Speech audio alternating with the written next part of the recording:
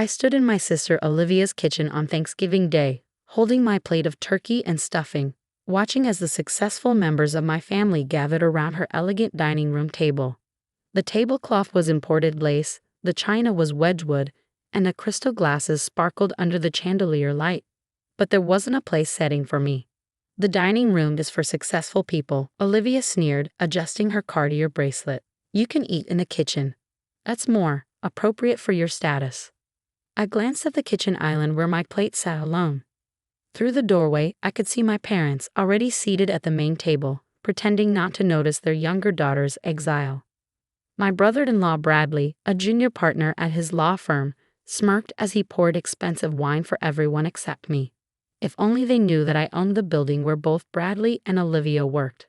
Let me back up and explain how I got here. 5 years ago, I was working as a commercial real estate analyst at a mid-sized firm. The job was fine, but I saw something my colleagues missed. The downtown business district was about to explode. Tech companies were moving in, driving up demand for office space. But the old buildings needed serious updating. I took every penny I had, my savings, my 401k, even my emergency fund, and formed Vista Properties LLC. My family thought I was crazy to leave a stable job for some risky scheme. Another one of Sophie's impractical dreams, my mother had sighed at Sunday dinner. When will you grow up and get a real career like your sister? Olivia, who had just been promoted to senior accountant at Marshall & Reed, nodded sagely. Not everyone can handle corporate success, Mom. Some people just aren't cut out for it. What they didn't know was that I had already secured investors for my first property acquisition. I had spotted a neglected Art Deco building in the heart of downtown, the Kingsley Building. It needed work, but the bones were solid, and the location was perfect. The current owners didn't realize its potential. I bought it for $12 million, using a combination of investor funds and a carefully structured loan. My family thought I was working as a small-time real estate agent, showing apartments to college students. I let them believe it. The renovation took 8 months. I modernized everything, the lobby, the elevators, the electrical systems, while preserving the building's historic charm. The tech companies came calling before we even finished construction. Then came the coincidence that would make this story so deliciously ironic. Marshall & Reed, my sister's accounting firm, was looking for new office space. Their lease was ending, and they wanted something prestigious, something that would impress clients. The Kingsley Building was perfect for them. Of course, they never knew that the owner they were negotiating with, the mysterious Vista Properties LLC, was actually the sister Olivia loved to dismiss as a failure. They signed a 10-year lease for 3 floors. The day Olivia proudly announced at family dinner that her firm was moving to the most prestigious address downtown, I had to excuse myself to the bathroom to laugh. But I wasn't done. Over the next 4 years, I acquired 6 more properties in prime locations. Each one was carefully chosen, beautifully renovated, and quickly filled with high-paying tenants. My net worth crossed $100 million last year, though my family still thought I was barely making rent. I kept driving my old Honda, wearing off-the-rack clothes, and living in a modest apartment. Not out of necessity, but because I was curious to see how long my family would continue treating me with condescension. Which brings us back to Thanksgiving. I sat at the kitchen island, eating my turkey in solitude, while listening to my family discuss their impressive careers. Bradley was bragging about his corner office in my building. Olivia was talking about her firm's prestigious address, my building. My phone buzzed quietly, a text from my property manager. Inspection complete on Marshall & Reed floors. Multiple code violations found. Should we proceed with lease termination warnings? I smiled, typing back, hold until Monday. Let them enjoy their Thanksgiving. Sophie, my mother called from the dining room. Since you're in the kitchen anyway, could you bring us more wine? I stood up, walking to the wine fridge. Behind me, I heard Olivia stage whisper to Bradley, "At least she's good for something. Someone has to do the serving." I grabbed a bottle of their precious wine, remembering the lease termination papers sitting in my office, already prepared with my signature. The signature they would see in exactly 1 week, when they learned that their prestigious office space was no longer available to them. "Here's your wine," I said pleasantly, placing the bottle on their table. "By the way, how do you like the new elevators in your building? I heard they just got upgraded." Oh, they're wonderful, Olivia gushed, not even looking at me. Much better than what you must have in your sad little apartment building. I bit back a laugh. I had personally selected those elevators, right down to the marble flooring and brass fixtures. They cost more than Olivia's annual salary. More turkey? My mother asked Bradley, completely ignoring my presence now that I had served my purpose. Speaking of buildings, Bradley said pompously, "Did you hear that Vista Properties just acquired the Preston Tower? Now that's a successful real estate company, not like some people's little rental agent jobs." I nearly choked on my water. I had closed that deal yesterday, $50 million for one of the most iconic buildings downtown. The announcement wouldn't be public until next week. How did you hear about that? I asked casually. I have connections, Bradley boasted. High-level business information you wouldn't understand. I nodded thoughtfully, pulling out my phone again. Another text from my property manager. Preston Tower closure complete. Congratulations on the acquisition, Ms. Walker. Sophie, if you're done hovering. Olivia cut in. The kitchen needs cleaning. We successful people would like to enjoy our dinner in peace. I returned to my exile in the kitchen, listening to them congratulate themselves on their accomplishments. Through the window, I could see my driver waiting patiently in my Bentley, hidden around a corner where my family couldn't see it. In 1 week, they would learn that the sister they banished to the kitchen owned not just their building, but half the premium office space in downtown. Their lease termination notices would arrive on expensive letterhead, bearing the signature of the owner they'd been paying rent to all along. Sometimes success isn't about proving people wrong immediately.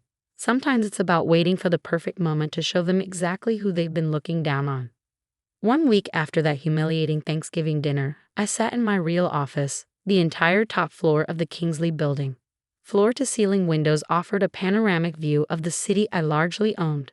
On my desk sat 2 stacks of documents, lease termination notices for Marshall and Reed, and a second set for Bradley's law firm.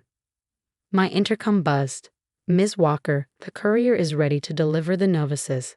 "Send them out," I replied, checking my watch. 9:15 a.m. Right about when Olivia would be settling in with her morning coffee. I pulled up the security camera feeds on my monitor.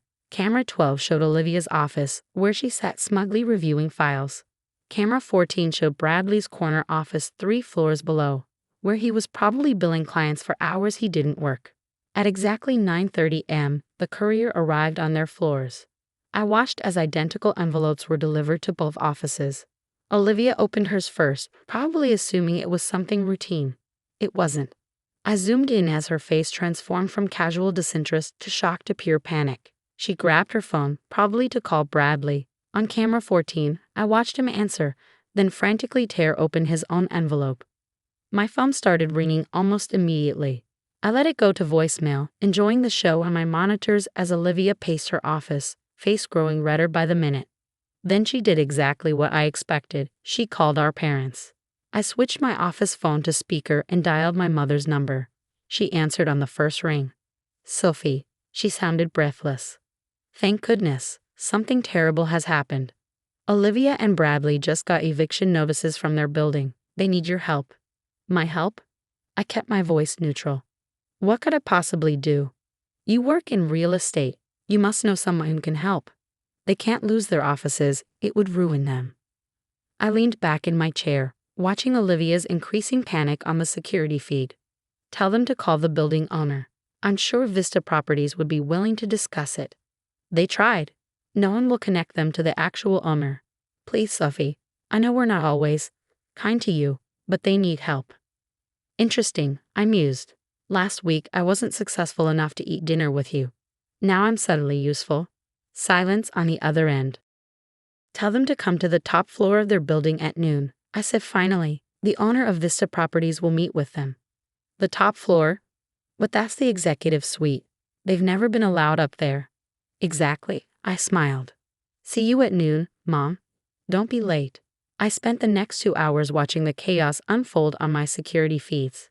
Olivia made dozens of calls, each more frantic than the last. Bradley paced his office, probably realizing that no other premium building downtown had space for either firm. What they didn't know was that I owned those buildings too. At 11:55, my security team alerted me that my family had arrived in the lobby.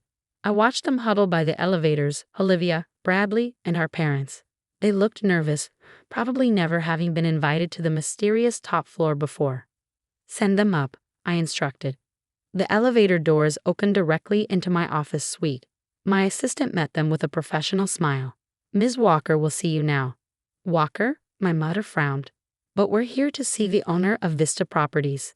The doors to my office swung open. I stood behind my desk, enjoying their expressions as they took in the vast space, the prestigious view, and finally, me, Sophie. Olivia's voice was barely a whisper. What are you doing here? Welcome to my office, I said calmly. Please sit down. We have some matters to discuss. Your office? Bradley sputtered. This is the owner's. Yes, I cut him off. I am the owner.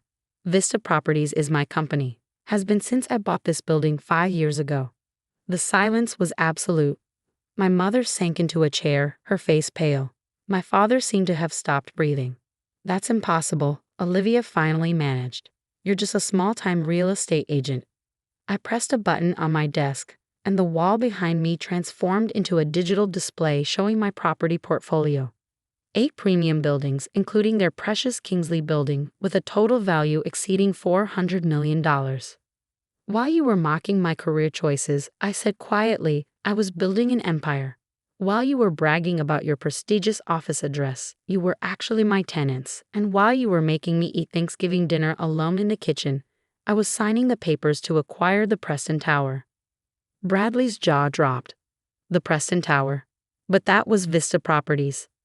Everything is Vista Properties, I confirmed, and Vista Properties is me. I pulled out the lease termination notices. Your firms have violated multiple building codes. According to your lease agreements, that's grounds for immediate termination. You can't do this, Olivia whispered. We're family. Family? I laughed. Was I family when you banished me to the kitchen? When you called me unsuccessful? When you treated me like your servant? My mother stepped forward. Sophie, sweetheart, we didn't know. That's the point, Mom. You never bothered to know. You were too busy worshipping Olivia's mediocre career and Bradley's junior partnership to notice that I was building something extraordinary. I stood up and walked to the window, looking out over my city. I'm not terminating your leases. They let out collective sighs of relief. But, I turned back to them, I am tripling your rent, effective immediately, and you'll be moving to different floors. Those corner offices you're so proud of? I need them for tenants who don't treat people like second-class citizens. Triple? Bradley choked. That's impossible to afford. Then I suggest you start looking for new office space, I smiled. Oh wait, I own all the premium buildings downtown. Funny how that works. Olivia started to cry, her mascara running. Please, Stuffy, we'll lose everything. Like you lost your humanity, your kindness, your ability to treat family with basic respect. I sat back down at my desk. You have until the end of the day to decide.